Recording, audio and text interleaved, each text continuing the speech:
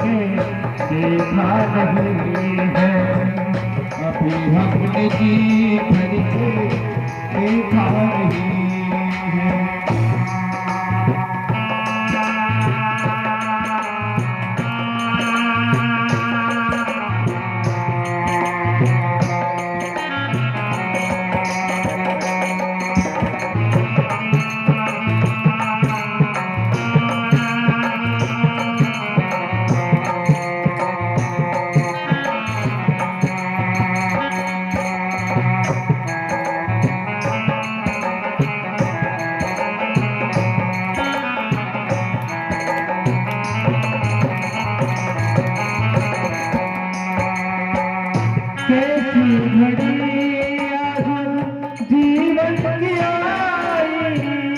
कैसी घड़ी आज जीवन की आई, कैसी घड़ी आज जीवन की आई, अपने ही प्राणों की करते विदाई, अपने ही प्राणों की करते विदाई। अब ये वृंदावन हो, अब ये वृंदावन हमारा नहीं है। जय हो। अभी हमने जी भर के देखा नहीं है। अभी हमने जी भर के देखा नहीं है।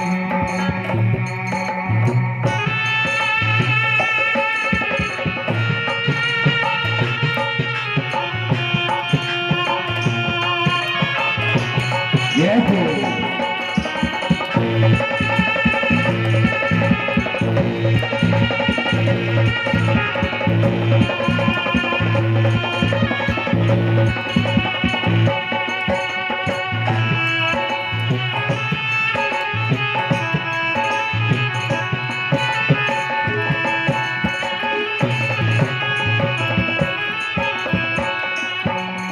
माता यशोदा की आंखों के तारे, माता यशोदा की आंखों के तारे, नंदी बाबा के प्राणों के प्यारे, नंदी बाबा के प्राणों के प्यारे।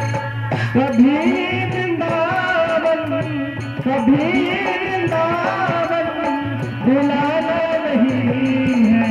जय हो। अभी हमने जी भर के देखा नहीं है। अभी हमने जी भर के देखा नहीं है। जरा देर ठहरो श्याम, जरा देर ठहरो श्याम, तमन्ना यही है। अभी हमने जी भर के देखा नहीं है। अभी हमने जी भर के देखा नहीं है।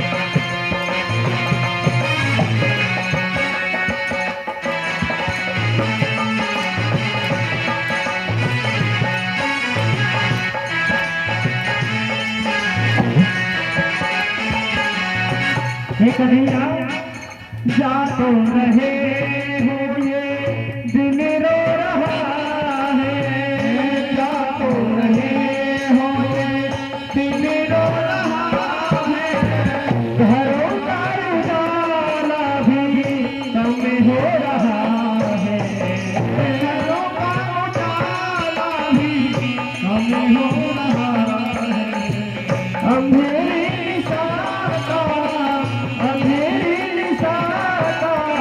ठिकाना नहीं है। अभी हमने जी भर के देखा नहीं है। अभी हमने जी भर के देखा नहीं है। जरा देर ठहरो श्याम हो, जरा देर ठहरो श्याम, तमन्ना यही है। अभी हमने जी भर के देखा नहीं है, अभी हमने जी भर के देखा नहीं है, अभी हमने जी भर के देखा सभी ब्रजवासी भगवान की रथ के आसपास खड़े हो गए, जाने नहीं दे रहे। राधा रानी रथ के आगे आकर के लेट गई। भगवान तुरंत रथ से नीचे कूदे, आकर के राधा रानी को उठाया। अरे किशोरी, तुम तो जानती हो ना कि अगर मैं मथुरा नहीं गया तो मेरी लीला कैसे पूरी होगी। मुझे आगे बहुत सी लीलाएं करनी है। अगर मैं मथुरा नहीं गया तो कंस का वध कैसे होगा, द्वारकापुरी का निर्माण कैसे होगा। भगवान ने राधा रानी को सत्य बता दिया, लेकिन मैया यशोदा से भगवान ने झूठ बोल दिया। उन गोपियों से भगवान ने झूठ बोल दिया, उन बाल वालों से भगवान ने झूठ कहा। ठाकुर जी कहने लगे, मैया तुम रो मत, मैं परसों वापस आ जाऊंगा। मैया मैं परसों आ जाऊंगा। और भगवान झूठ बोल करके मथुरा चले गए। मथुरा में कन्हैया जी पहुंचे। अक्रूर जी महाराज श्री ठाकुर जी कहने लगे, चाचा अब तुम कंस के पास में जाकर के खबर कर दो कि कृष्ण बलराम आ चुके हैं। तब तक हम मथुरा नगरी देखते आ रहे हैं। अक्रूर जी गए, जाकर के बताया, और कृष्ण बलराम दोनों मथुरा की नगरी में, मथुरा के उन गलियों में भ्रमण कर रहे हैं, नगरी देख रहे हैं। मथुरा के सभी नर नारियां अपनी छत की अटारियों पर चढ़ गए, और अटारियों की छतों पर चढ़ करके सभी निहार रहे हैं। पूरे मथुरा नगर में हल्ला हो गया कि भैया जिसने पूतना को मारा था वो आ गया है, पूतना को मारने वाला आया है, चलो दर्शन करेंगे। भगवान कृष्ण बलराम जब चल रहे थे तो मार्ग में चलते चलते सबसे पहले कंस के धोबी से मुलाकात हुई, जो कंस के राजमहल के कपड़े धोकर के लाता था। भगवान ने उससे कहा कि भैया हमें भी अच्छे अच्छे वस्त्र पहनने के लिए दो। उसने मना किया। बलराम जी ने जोर से एक तमाचा उसके गाल पर जड़ दिया, उससे वस्त्र ले लिए। भगवान ने सुंदर सुंदर राज महल वाले वस्त्र पहने।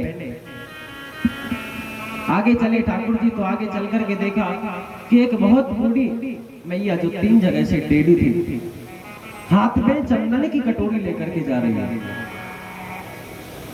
भगवान कहने लगे, अरे वो सुंदरी कहां जा रही है। पूजा मैया ने मुड़ करके देखा कि इस उम्र में ऐसी टेढ़ी कुबड़ी बूढ़ी महिला को सुंदरी कहने वाला कौन हो सकता है। मैया ने देखा और पूछा, अरे तुम तो ग्वाल बाल लगती हो, ब्रज के लाला हो, ब्रज के वाला को। भगवान बोले, हाँ मैया हम ग्वाल बाल हैं, ग्वारियां हैं। मैया ये क्या लेके जा रही हो। पूजा कहने लगे, मैं महाराज कंस की दासी हूँ और कंस के लिए रोज चंदन घिस करके ले जाती हूँ।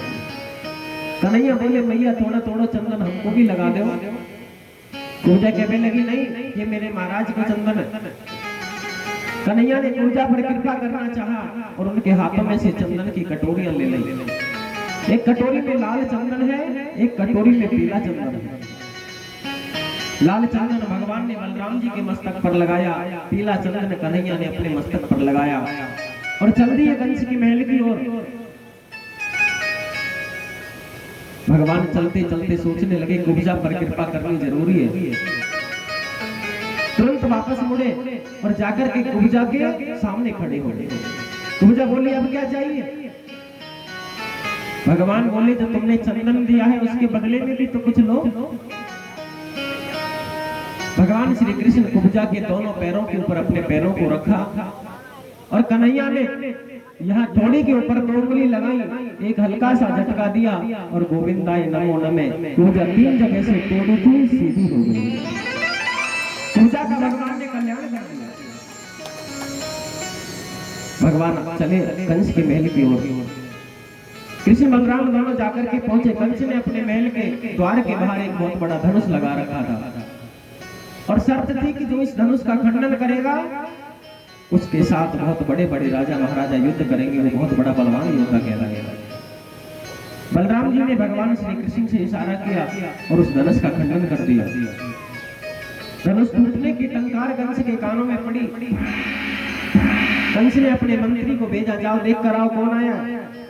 मंत्री ने जाकर के बताया, महाराज दो छोटे छोटे बालक हैं, एक काला है एक गोरा है,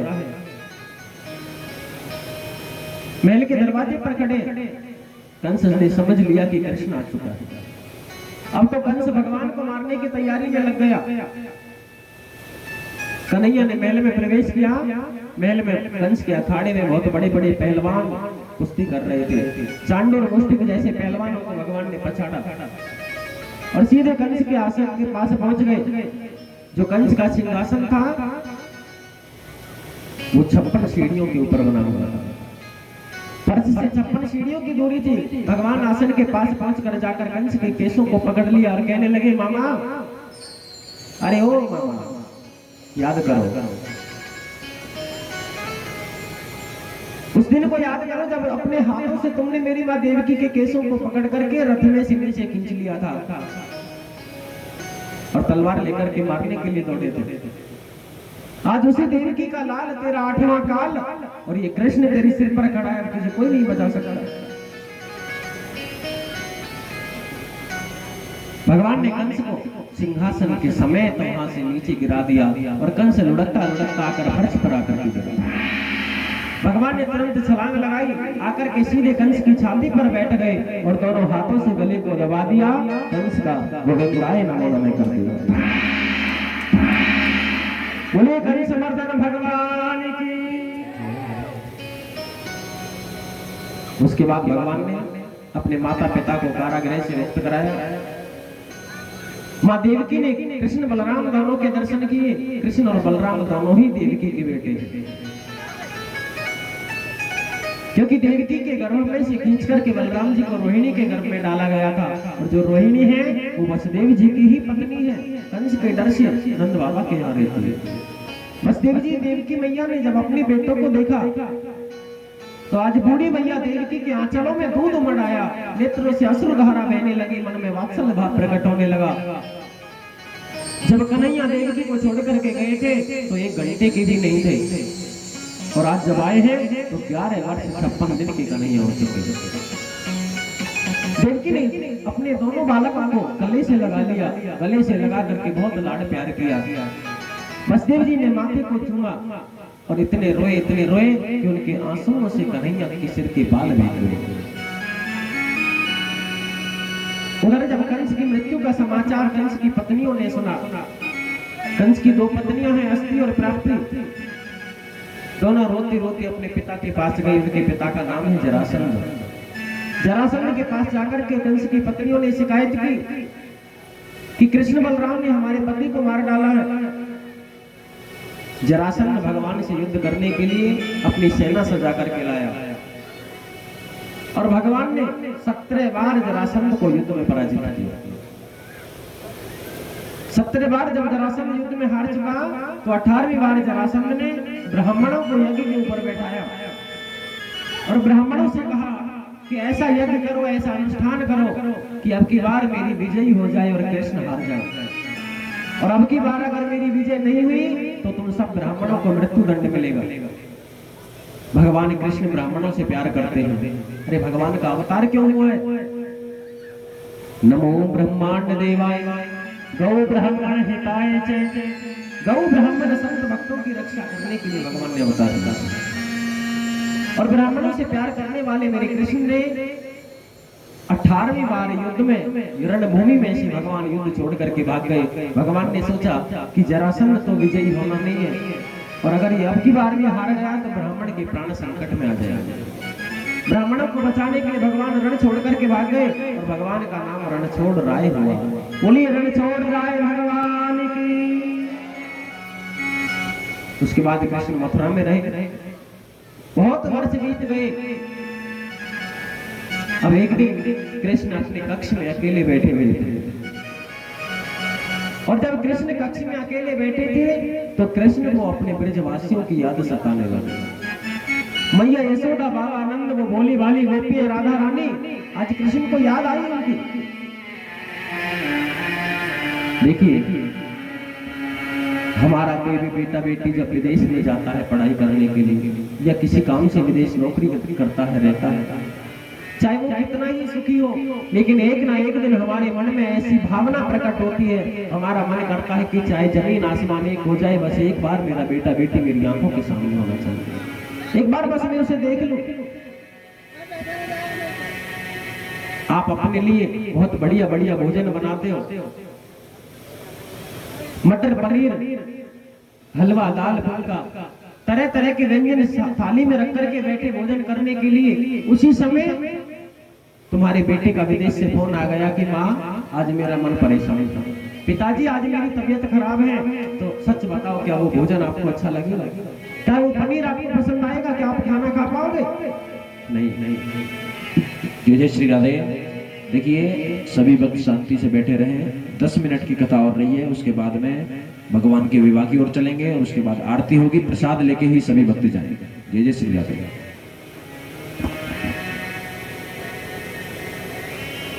आज भगवान श्री कृष्ण को ब्रजवासियों की याद आई और भगवान अपने कक्ष में बैठे बैठे अकेले में रोने लगे। कन्हैया के कक्ष में एक खिड़की थी, उस खिड़की से वृंदावन जाने वाला रास्ता दिखाई देता था, और ठाकुर जी ने जब वृंदावन जाने वाले रास्ते को देखा तो कन्हैया को अपने बचपन की याद आई। ठाकुर जी रोए।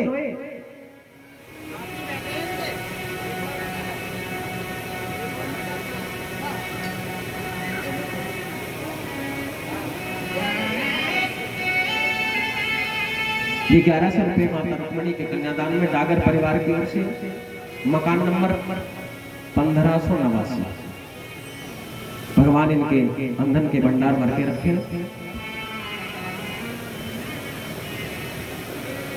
भगवान कृष्ण रोने लगे और भगवान कृष्ण अपने आप को बहुत चुप कराने का प्रयत्न भी कर रहे थे, लेकिन कन्हैया अपने आप को रोक नहीं पाए और हिलकियां भरने लगे। कन्हैया के रोने की आवाज बराबर वाले कमरे में बैठे हुए वसुदेव जी के कानों में पड़ी। वसुदेव जी के पास में उद्धव बैठे हुए थे। भगवान वसुदेव जी ने उद्धव से कहा है, उद्धव जाओ देखो मेरा कृष्ण रो रहा है, उसे पूछो उसे यहाँ मथुरा में किस प्रकार की कमी है, क्या दुख है। उद्धव गए, जाकर के पूछने लगे, हे कन्हैया, हे कृष्ण, तुम्हें मथुरा में किसी प्रकार का कष्ट है क्या? तुम्हें माता पिता का लाड प्यार नहीं मिला क्या? तुम्हें खाने की पीने के लिए भोजन नहीं मिलता? तुम्हें नींद नहीं आती? कन्हैया कहने लगे, उद्धव मुझे मथुरा में सब कुछ मिला, लेकिन वो भोले भाले ब्रजवासी, वो मैया यशोदा, वो बाबा नंद मुझे इतना प्रेम करते थे और मैं उनसे झूठ बोल करके आया कि मैं परसों वापस आ जाऊंगा। उद्धव आज बरसों बीत गए, मैं आज तक वापस नहीं जा पाया, वो कैसे जी रहे होंगे मेरे बिना। उधो मोय ब्रज बिसरत नाही, हंस सुता के सुंदर कलरव, वो कदमन की छाया। उधो वो भोले भाले ब्रजवासी में मेरे मन से निकलते नहीं है, उनकी याद मुझे सताती है। उद्धव जब मैं छोटा था तो मैया यशोदा मुझे सुबह सुबह उठाए करे और ताते ताते पानी से मेरा मुंह धोए करे, ताजा ताजा माखन निकाल के मेरे लिए खाने के लिए दिया करती। और जब मैया मेरे को नहलाती थी, मेरा एक बाल भी अगर टूट जाता था तो भगवान से प्रार्थना करती थी कि मेरे कन्हैया के एक बाल भी नहीं टूटना चाहिए। और तो और उद्धव, जब मेरे एक बार छींक भी आ जाती, जुकाम भी हो जाता, तो मैया पूरे ब्रजमंडल के वैद्यों को इकट्ठा कर देती, कहती मेरे कन्हैया को कुछ नहीं होना चाहिए। इतना प्रेम मेरी मैया मुझसे करती थी। और उद्धव नंद बाबा जब बाहर जाया करते महल से तो जान पूछ करके अपनी जूती पहन के नहीं जाते थे। उन्हें पता था कि मेरा कन्हैया मेरी जूती उठा करके सिर पर रख करके लाएगा। दरवाजे के बाहर जाकर खड़े हो जाते, मैं वो जूती उठाकर लेकर जाता था, कहता बाबा आज आपने जूती नहीं पहनी। जब मैं छोटा था नंद बाबा ने मुझे उंगली पकड़ करके चलना सिखाया। और जब मैं धूल में गिर जाता, मेरे शरीर पर धूल लग जाती, तो नंद बाबा अपने अंगूठा से मेरी धूल पोंछा करते। उधर आज वो दिन मुझे याद आते, वो भोली भाली गोपियां, वो राधा रानी मुझसे कितना प्रेम करती है, वो मेरे बिना कैसे जीवित होंगी। उद्धव, तुम मेरा एक काम करोगे? तुम एक बार चले जाओ, बस एक बार जाकर के उन ब्रजवासियों को मेरा संदेश दे दो। उद्धव ने कहा, कृष्ण, वो ब्रजवासी गंवार, ब्रजवासी भोले भाले अनपढ़ ब्रजवासी हैं, और मैं बृहस्पति का शिष्य हूँ, मैं ज्ञान का वेता हूँ, मेरी ज्ञान की भाषा को भोले भाले ब्रजवासी कैसे समझेंगे। कन्हैया कहने लगे, उद्धव कोई बात नहीं, मेरे ब्रजवासी गंवार है ना, भोले भाले, लेकिन उनको तुम सरल भाषा में समझा देना, एक बार चले जाओ। उद्धव बोले, कन्हैया मैं चला तो जाऊंगा, लेकिन 2 दिन से ज्यादा रुक नहीं पाऊंगा। कृष्ण बोले, एक बार जाओ तो सही, तुम 2 दिन रुकोगे, 2 महीने में वापस आओगे या 2 साल में आओगे, वो समय बताएगा। और उद्धव चलने लगे। जिस रथ के अंदर भगवान वृंदावन से मथुरा आए थे, उसी रथ में बैठा करके आज उद्धव को भगवान ने भेजा। और उद्धव के गले में भगवान ने अपना पीतांबर डाल दिया, कहने लगे, उद्धव ये पीतांबर मेरा पहन करके जाओ, क्योंकि ब्रज की गोपियां भले ही भोली भाली है, अनपढ़ है, लेकिन मेरे सिवा वो किसी पुरुष को देखना भी पसंद नहीं करती। ये पीतांबर जब तुम्हारे गले में होगा तो वो तुमसे बात कर लेगी। और उद्धव जब पीतांबर पहन करके रथ में सवार होकर के चले, और जैसे ही वृंदावन के रास्ते पर निकले, चले मथुरा से जब उद्धव वृंदावन निकट आया, चले मथुरा से जब उद्धव वृंदावन निकट आया, वहीं से प्रेम ने अपना अनोखा रंग दिखलाया। उलझ कर वस्त्र में कांटे लगे उद्धव को समझाने, कटीली झाड़ियां उद्धव के पीतांबर में उलझ गई, पीतांबर झाड़ियों में फंस गया। उलझ कर वस्त्र में कांटे लगे उद्धव को समझाने, तुम्हारा ज्ञान पर्दा फाड़ देंगे हम प्रेम दीवाने। बिटप झुक करके कहते हैं, इधर आओ इधर आओ। ब्रजमंडल की लता बताएं, पेड़ पौधे झाड़ियां सभी झुक करके मानो कृष्ण का पता पूछ रही हो। उद्धव बिटप झुक करके कहते हैं, इधर आओ इधर आओ। क्या है कृष्ण का संदेश, हमें भी तो ये बतलाओ। उद्धव ने जैसे तैसे अपने पीतांबर को झाड़ियों से अलग किया और चलने लगा। जाते थे कन्हैया वृंदावन छोड़ करके गए। कन्हैया के छोटे छोटे सखा श्री दामा, मनसुखा, मधुमंगल, ग्वाल बाल सबके सब भगवान की प्रतीक्षा करते थे और नित्य वृंदावन की गलियों में उस झाड़ियों में आकर के बैठ जाया करते, छिप जाया करते थे और मथुरा से आने वाले रास्ते को रोज निहारा करते कि आज तो मेरा कन्हैया आ रहे हो, अरे आज तो कृष्ण आ रहे हो।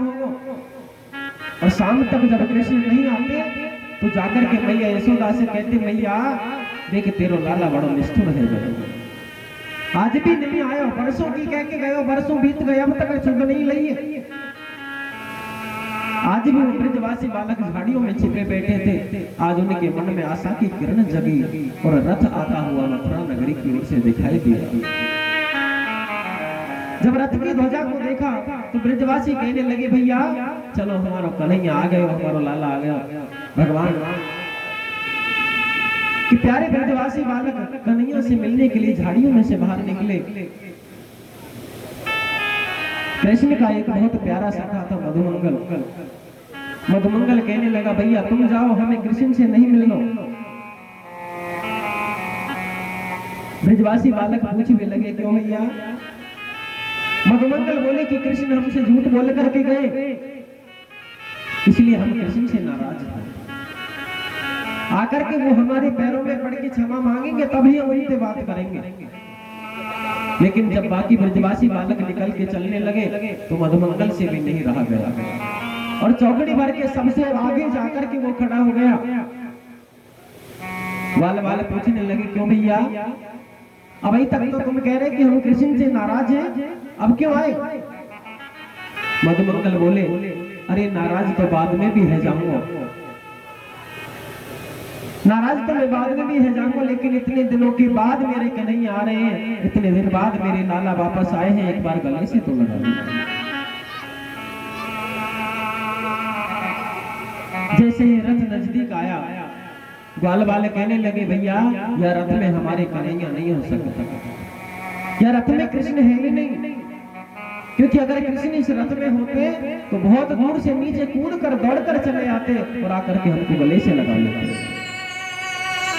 रथ के द्वार को खोला गया, पर्दे हटाए तो देखा एक और ही कोई पुरुष रथ के अंदर बैठा था। उद्धव ने आकर के ब्रजवासियों को जय श्री कृष्णा कहा। उद्धव पूछने लगा, अरे ब्रजवासियों, हमें यशोदा मैया के घर जाना है, हमें यशोदा मैया के घर को पता बता दो। ग्वाल वाले कहने लगे, उद्धव जादिन ते कन्हैया मथुरा गए हैं ना, बादिन ते यशोदा मैया के घर का पता बिल्कुल आसान हो गया है, किसी से पूछने की आवश्यकता नहीं है, किसी से पूछने की आवश्यकता नहीं है। ये जल की धारा बहती आ रही है ना, इस जल की धारा के साथ साथ चले जाओ, ये सीधे मैया यशोदा के महल में ही जा रही है। और सुनो, इसे कोई पानी का पनारा मत समझना। कन्हैया की याद में रोने वाली उन लाखों गोपियां, लाखों गाय बछड़े, ग्वाल वाल, मैया यशोदा, नंद बाबा, राधा रानी, जो कृष्ण की याद में निरंतर रोते ही रहते हैं, उन नेत्रों से बहते हुए आंसुओं का ये जल है। उद्धव ने देखा, इतना प्रेम कृष्ण से करते हैं ब्रजवासी, इतना प्रेम।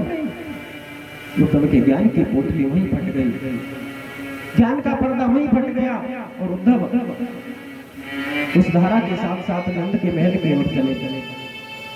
जाकर के जैसे महल में प्रवेश किया, मानो महल के प्रत्येक कोने कोने से आज भी कृष्ण कृष्ण की आवाज निकल रही है। सभी ब्रजवासी गोपी वहां बैठी हुई थी, बूढ़ी बूढ़ी मैया बैठी हुई थी। सबसे पूछने लगे उद्धव कि मैया यशोदा कौन सी है? किसी ने कहा, भैया जो आखिरी में बैठी है ना, वो मैया यशोदा है। बूढ़ी सी दुबली सी जो बैठी वो मैया यशोदा है। उद्धव पास में गए, जाकर के मैया को प्रणाम करने लगे, मैया मैं उद्धव कृष्ण को मित्र मथुरा से आया हूँ, तुम्हारे चरणों में प्रणाम करो। फिर किसी ने कहा कि भैया जादिन ते कन्हैया गए हैं, मैया ने खाना पीना त्याग दिया है, देखने की क्षमता कम हो चुकी है, कानों से सुनाई नहीं देता, थोड़ा ऊंचा बोलोगे तो शायद सुन ले। उद्धव पास में जाकर के जोर से कहने लगे, मैया मैं उद्धव कन्हैया को मित्र मथुरा से आया हूँ, कृष्ण को संदेश लेके आया हूँ, मैं तुम्हारे चरणों में प्रणाम करूं। मैया कहने लगी, भैया कौन है, जरा धीरे बोलो। अरे कौन सा है लाला, जरा धीरे बोलो। मेरे कन्हैया भैया, भाई मैंने दूध पिला के पालने में लिटाया है, नींद खुल जाएगी, तेरी आवाज सुन के जग जाएगा, और जग गयो तो फिर माखन मांगेगो, रोवेगो, फिर बहू मांगेगो, कहां से ला करके दूंगी। उद्धव चरणों में गिर पड़े मैया के, मैया इतना प्यार कृष्ण से करती, अरे बरसों बीत गए, आज भी पालने के अंदर कन्हैया का दर्शन कर रही है।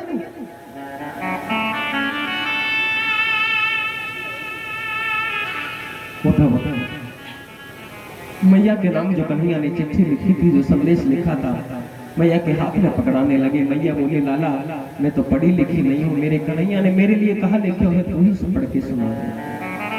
उद्धव चिट्ठी पढ़ के सुना रहे कि मैया तेरे कन्हैया ने लिखे हुए कि माँ मेरी बोली, मैया जादिन ते मैं मथुरा गया हूँ ना, मुझे नींद नहीं आवे, वो भूख नहीं लगे, प्यास नहीं लगे, कोई माखन रोटी पूछने वाला नहीं है, कोई मेरा मुंह धोने वाला नहीं है, कोई मुझे कलुआ कह के नहीं बुलावे, कोई कलुआ कह के नहीं बुलावे। मेरी मैया मैं बहुत मजबूर हूँ, मैं वापस नहीं आ सकता, मैं परसों की कह के गए, आज परसों बीत गए, तेरा कलुआ तेरा कन्हैया। मैया ने कृष्ण के संदेश को सुना, पूरी रात भर रोती रही, उल्टियां भर भर के मैया बेहोश हो गई। उद्धव चरणों में बैठे रहे, पूरी रात निकल गई मैया की हवा करते करते। बहुत देर बाद होश आया, सुबह का समय हुआ। अब उद्धव ने कहा मैया अब मुझे आज्ञा दो, मुझे गोपियों से भी मिले। उद्धव गोपियों के पास में गए, राधा रानी बीच में बैठी हुई है, गोपियां आस पास खड़ी हैं। जाकर के उद्धव ने कहा गोपियों मैं श्री कृष्ण का मित्र मथुरा से आया हूं, भगवान ने तुम्हारे लिए संदेश भेजा। गोपियां कहने लगी अरे बहन हमने कौन सी गलती करी थी, हमने कन्हैया से प्रेम ही तो किया था और इस प्रेम के बदले हमको ये मिला। इतने वर्षों बाद कृष्ण को हमारी याद आई और आज भी खुद नहीं आए, आज भी संदेश भेज दिया। बड़े निष्ठुर हो गए ना। गोपियों का रो रो करके बुरा हाल हो रहा है। जैसे तैसे मन को ढांढस बनाया था, जैसे तैसे सांत्वना दी और आज उद्धव ने आकर के उन जख्मों को फिर हरा कर दिया। गोपियां रोने लगी कृष्ण को याद करते करते और कहने लगी है कन्हैया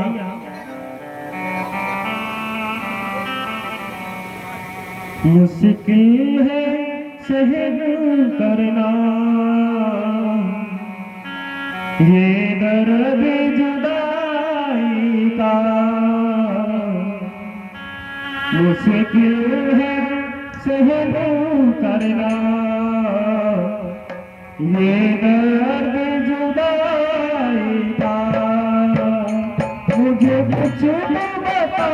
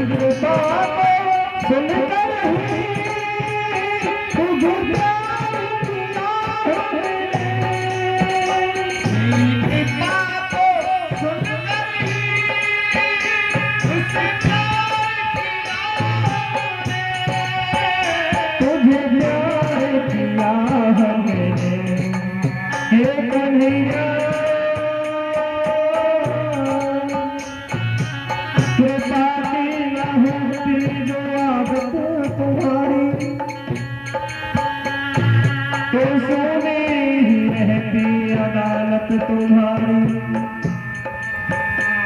न हम होते मुलजिम ना तुम होते हाकिम,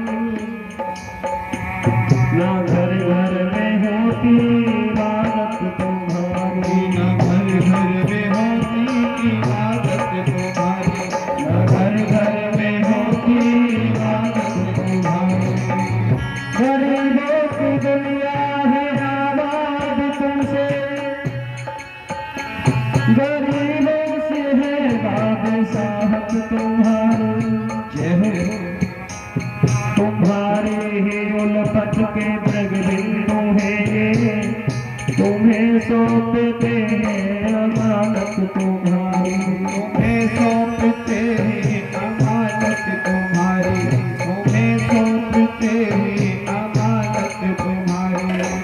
मुझे तेरे वादों पे एतबार किया मैंने,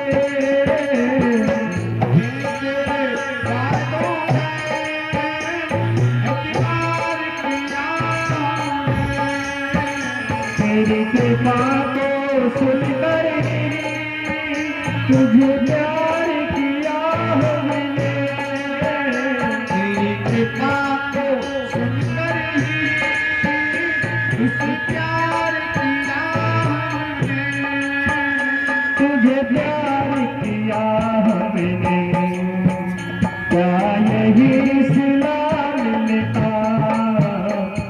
इसे प्रेम लगाएगा क्या नहीं सिला मिलता, इसे प्रेम लगाएगा मुझे कुछ तो बता प्यारे कारण रुसवा मुझे कुछ तो बता प्यारे कारण रुसवा जय हो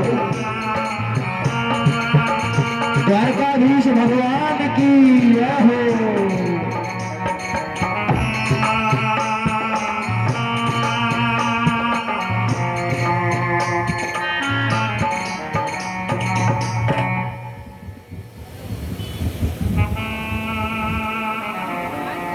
उद्धव ने गोपियों का संदेश सुना और गोपियों ने उद्धव का संदेश सुना। उद्धव कहने लगे गोपियों तुम चिंता मत करो, मैं कृष्ण को आज का सूर्य अस्त होने से पहले तुम्हारे सामने ला करके खड़ा कर दूंगा। उद्धव गोपियों को सांत्वना देकर के चले, जाकर के कृष्ण के पास पहुंचे, कहने लगे कन्हैया तुम बड़े निष्ठुर हो, बड़े कठोर हो। अरे वो भोली घरवाली गोपिया मैया यशोदा उन्होंने क्या बिगाड़ा था तुम्हारा, अभी और इसी वक्त मेरे साथ चलो। भगवान ने उद्धव से कहा उद्धव अपने नेत्र बंद करो, और जब उद्धव ने नेत्र बंद करे तो भगवान ने उद्धव को अपना दृश्य दिखाया, दर्शन दिया कि भगवान के समीप राधा रानी विराजमान है और सभी गोपियां भगवान के पास में बैठी हुई हैं। बोलिए द्वारकाधीश भगवान की जय। इसके बाद भगवान जब जरासंध बार बार आक्रमण कर रहा था तो भगवान श्री कृष्ण ने विश्वकर्मा को आदेश दिया और रात्रि में ही समुद्र के अंदर बहुत बड़ी द्वारकापुरी नामक एक नगरी बनवाई। सोने की द्वारकापुरी नगरी बनी, सोते हुए सभी ब्रजवासियों को, सभी यदुवंशियों को भगवान द्वारका में लेकर आ गए और भगवान द्वारका के राजा बन गए। बलराम जी का विवाह रेवती के साथ में संपन्न हुआ और भगवान श्री कृष्ण का विवाह राजा भीष्मक की बेटी रुक्मणी के साथ में हुआ। रुक्मणी बचपन से ही भगवान से बहुत प्रेम करती थी। उनका भाई रुक्मी उनका विवाह शिशुपाल के साथ में करना चाहता था। रुक्मणी ने भगवान को पत्र लिखा और पत्र में लिखा है द्वारकाधीश मैंने आपको देखा तो नहीं है लेकिन आपसे बहुत प्रेम करती हूँ और मैं आपको अपना पति मान चुकी हूँ। अगर तुम मुझे लेने नहीं आए तो मैं अपने प्राणों को त्याग दूंगा।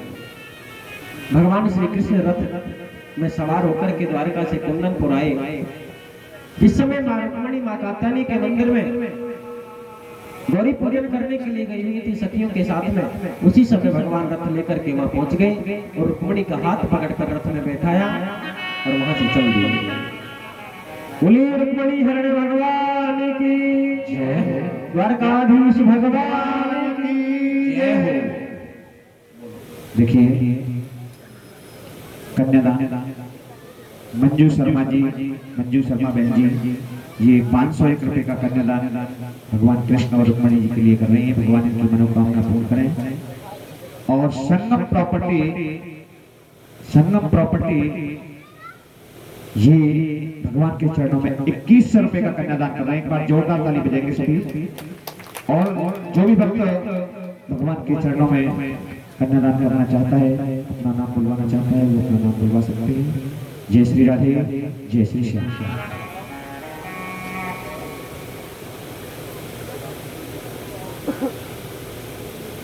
एक बार जयकारा लगाएंगे सभी।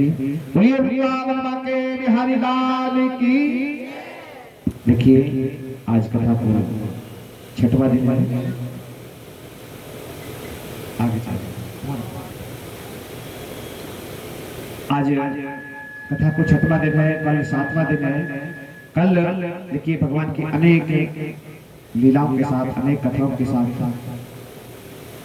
शाम को इसी वक्त भगवान कृष्ण और सुदामा जी की सुंदर झलक का दर्शन करेंगे। देखिए सुदामा जी द्वारकापुरी जाते हैं तो क्या लेकर के जाते हैं आपको? चावल लेकर के जाते हैं। और जब उधर से आते हैं तो क्या लेकर के आते हैं? जब उधर से आते हैं तो क्या लेकर के आते हैं? देखिए भगवान ने सुदामा जी के एक मुट्ठी चावल खाए तो एक लोक का राज सुदामा जी के लिए दे दिया, कंचन महल खड़े कर दिए। और जब दूसरी मुट्ठी खाए तो दूसरे लोक का भी राज सुदामा जी के लिए दे दिया। और जब तीसरी मुट्ठी खाने लगे तो रुक्मिणी जी ने हाथ पकड़ लिया। ये कथा के माध्यम से आप लोग कल सुनेंगे। लेकिन भगवान के लिए अपनी दुख दरिद्रता को, यानी भगवान ने सुदामा जी के तंदुल खाए तो उनकी दुख दरिद्रता दूर करके कंचन महल खड़े कर दिए, यानी तंदुल के बदले। तो कल भगवान के लिए चावल का भेंट लेकर के आए, ठीक है ना। और भगवान कृष्ण